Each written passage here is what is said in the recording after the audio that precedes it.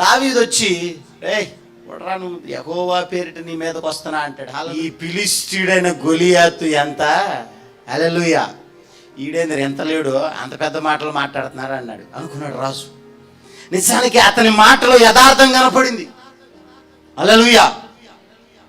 అతని ఆత్మ సౌలుని ఒప్పింపజేసింది. ఆనాడు ప్రపంచము నివ్వెరబోయింది.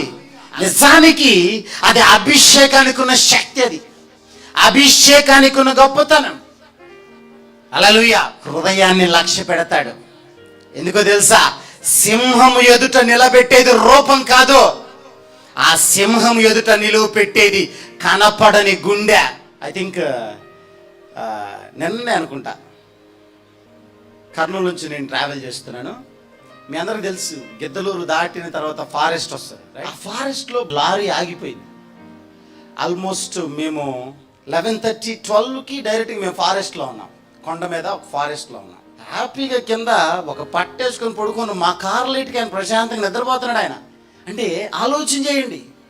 నిజానికి నీవు అనుకుంటున్నావు ఈ లోకపరమైన సమస్యల ఎదుట నిలుచుంది నీ శరీరం అనుకుంటున్నావు, కానీ నా ప్రభువు అంటాడు నీ శరీరాన్ని చూస్తున్నావు, కానీ దానిలోన దాగి ఉన్న హృదయాన్ని ఆలయము చేసుకున్న ప్రభువును నువ్వు చూడలా అంటాడు ఆయన. హల్లెలూయా. ఒక్కసారి ఆ హృదయములో దాగి ఉన్న ఆలయములో ఉన్న ప్రభువుని చూడు. గొలియాతు ఎదుట నిలువ పెట్టింది దావీదుని. హల్లెలూయా. ఐ థింక్ ఈ మధ్యకాలం నేను ఒక సిరీస్ చూశాను నేను. అంటే అది చాలా బాగా తీశాడు అనిపించింది. నిజానికి మనం అనుకుంటాం దావీదు ఇక్కడికి రాగానే గొర్రెను పట్టుకోగానే ఎగబడి దాని నోట్లో నుంచి చీల్చేశాడు అనుకుంటాం. గొర్రెని తినేసి వెళ్ళిపోతే దాని గుహలోనికి దావీదు వెళ్తాడు. అతను గుహలోనికి వెళ్తాడు, దాని దగ్గరికి వెళ్ళి పిలుస్తాడు సింహాన్ని, పిలిచి చంపేస్తాడు. మనం ఏమనాలి ఇప్పుడు అండి? ఏం గుండ్రా ఈడిది ఒక అంటాం కదా. రాత్రి మా ఫీలింగ్ అదే. అంత అడవిలో వాడు ఒకడు నిద్రపోతున్నాడు. హల్లెలూయా. సో ప్రియదేవుని బిడ్డలారా, ఇదే మనం గమనించాలి.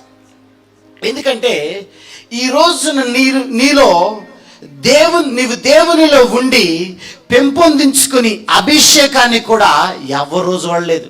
చూసారా? సో ఫలానా ఒక డాక్టర్ అండి అంటారు. హల్లెలూయా. అవన్నీ పై కనపడుతున్నాయి, కానీ నీలో ఉన్న అభిషేకం కనపడదు. కానీ అక్కడ జరిగేది ఏంటి తెలుసా?